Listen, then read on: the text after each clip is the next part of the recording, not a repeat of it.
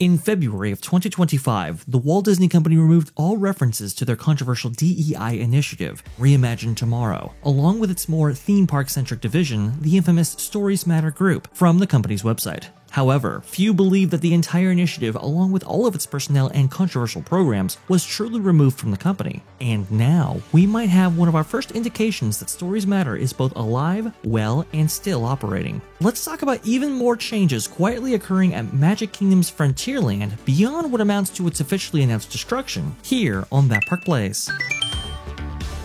I wasn't sure if we were going to cover this, but it's a small indication of the change at the company. A few weeks ago, a few months ago, I should say, they got rid of the shooting gallery in Frontierland. I think that was more that it was a problem. They've gotten rid of other things in Frontierland because they're sure that they're a problem. Tiana's Bayou Adventure replacing Splash Mountain comes to mind. I think they don't like the idea of the frontier out there. And just like people who think that it's safer to eat meat that you get from the grocery store, but would decry hunters going out and actually ending the life of an animal to get that meat. I know. It's a little bit of a disconnect here.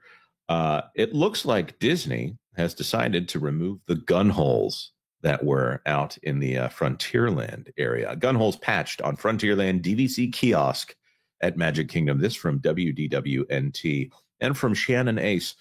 The fake gun holes on the tower of the Magic Kingdom Disney Vacation Club kiosk have been covered. I guess they were worried they were going to frighten the guests that a shootout might break out there at this Frontier location in Walt Disney World. The tower is outside the newly opened Disney Vacation Club member lounge, McKim's Mile House in Frontierland. The lounge replaced the Frontierland Shootin' Arcade. The DVC kiosk has been located outside the arcade for several years in this fort-style tower. Previously, each side of the tower had 3 rectangular openings near the top. These represented gun holes, which were used in real forts to shoot enemies from cover. Such gun holes still exist in Fort Langhorne on Tom Sawyer Island, where guests can shoot fake rifles. Well, those probably won't be existing for very long either. It'll be interesting to see whether or not they take the time to go ahead and cover those up now before Tom Sawyer Island is shuffled off. One of the gun holes in the front of the tower has been turned into a larger window. The others have all been patched up and painted over. Planks where they used to be are noticeably less faded than the other planks, and there are some fresh dark patches over the holes that were most recently patched. Alongside the closure of Frontierland Shootin' Arcade, the covering of the gun holes appears to be a part of a larger effort to cut down gun references at Disney parks. Fort Langhorne will also be permanently closed when Tom Sawyer Island is replaced with a Cars area. Removing the gun holes also reinforces the area's new theming as a mile house instead of a fort. For reference, below is what the tower looked like just a few weeks ago with the gun holes still intact. What a bunch of pansies. This is just ridiculous. Look, and to illustrate how far we've fallen here, I'm pretty sure we're not going to get got for this, but I need to put this up. Go for it. I don't care. There you go. So this is from the People and Places special that Disneyland hosted for I believe it was a CinemaScope release here in order to showcase the park. I think this was produced, I want to say in 56, if I'm not mistaken, for distribution right there. You can see like Frontierland back in the day and what they were promoting here. Like, this is the kind of entertainment that would actually go on. I love how he gets out of force perspective there. But you can see like Frontierland was all about the Old West, obviously, and the kind of frontier nature of it all.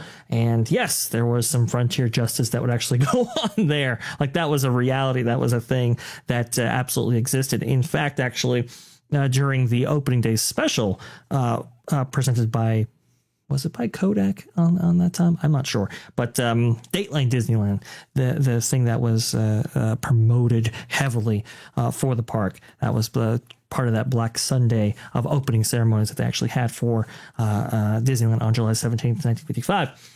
they had Davy Crockett out there, right? And there's a whole thing about his gun. They have like a musical sing along about, and it's great. It's Betsy and that whole thing.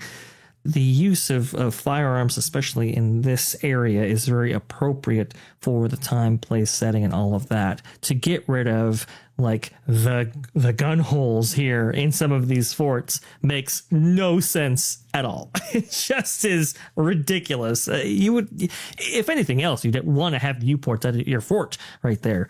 It's crazy that the company has gone completely the other way on this, to the point where they're removing gun toys from the park. That's actually an interesting thing to say about Galaxy's Edge, because Galaxy's Edge was supposed to have a shop featuring blasters and so forth from the First Order. That was actually what was depicted in the concept art for that shop. Instead, they said, no, we're not going to have any blasters sold whatsoever. And it's like, that's such an incredible part of Star Wars. When you have the Frontierland, the Old West, that's such a part of the Old West, the use of firearms right there. I just don't understand. I don't get why they've gone so completely in the other direction regarding this whole issue, if nothing else for politics. And it's really, really sad, because there are other parks like Knott's Berry Farm, for example, that kind of lean into it, and they're fine. Nobody associates, Knott's Berry Farm with the political whims of the day or whatever. It's an aspect of this time and period and place that you're trying to escape into when you go to Ghost Town or Frontierland. Yeah. And I just have to point this out. At the same time that they're doing good for all of us by trying to pretend like the frontier was settled, politely here, apparently with requests and land reclamation orders or whatever. I don't know what they think the Old West was. I don't know what they think the frontiers were settled using. But they're removing gun holes from the park to try to make it softer. Meanwhile, a few weeks back, if you turn on Disney Plus, this is the title banner that was waiting for me when I opened Disney Plus, and they had Anora, which is a rated R picture about a hooker. That was what they wanted on the title banner for Disney Plus. Now, there's a bunch of people that are like, oh, you could have set the parental controls. I don't let my kids on Disney Plus. This is a me issue right now. But imagine all of the parents who don't understand that Disney is not a kids brand, which, by the way, Disney markets themselves as the most important children's brand in the world. Also, another thing that I want to point out here, if I were to set the parental controls on Disney Plus, as many people have singular profiles here, if I set it to be able to watch anything that's TVMA, which includes Marvel, that would be above the rated R for Anora. Another thing I want to point out, that Anora isn't even a Disney film. It's not even a Buena Vista or a Hollywood Pictures or a Fox release. Disney specifically paid money so that they could have that movie on their platform, even though they don't have the rights to that one out of hand. So they paid extra money in order to make sure that Disney Plus was the place where you could watch this. Meanwhile, over there at Disney Parks, they're both adding in Deadpool and getting rid of gun holes. I really think this is about the disarming and I'm going to use the word pansification of people. My goodness. Well, remember they even when they had Deadpool, though, you remember, Jonas, that when they had that meet and greet character, he could not have his signature, Desert Eagles in his holsters. Oh, no. He had to have chimichangas in Disneyland or Disney California Adventure, that is. And in Disneyland Paris, I believe he had crepes or something like that. I mean, it's like, are you going to remove the guns from Pirates of the Caribbean? Because that's really the logical next step right here. Are you going to remove the blasters that the stormtroopers use in Rise of the Resistance? Like, this is where this is all going. If you are so gung-ho, let's say, about getting rid of all of the guns in the Magic Kingdom or any of your Disney parks, if you're trying to reenact time, place, settings, this was a reality, and nobody is associating you with the talk of I don't know, guns of the day. This also demonstrates, Jonas, I think, that Reimagine Tomorrow's influence is still alive and well, which is unfortunate. Right. Reimagine Tomorrow is trying to rewrite reality, and it's not a reality that I think any of them would want to live. I want to live in a strong society where young men see the strength of their forebears and say, I'm going to be like that. I'm going to be a man who can defend myself. I'm going to be a man who, even though it may be challenging, go out and push against the frontier and try to reclaim it. This is the kind of thing where, okay, bread and circuses, keeping you well fed. I'm not going to get into the darker aspects of this, but Disney represents the same kind of corporate pablum that once you're men sitting at home, watching TV, turning to the internet for a lack of romantic options and doing nothing. Come on, Disney. Come on. Put the gun holes back.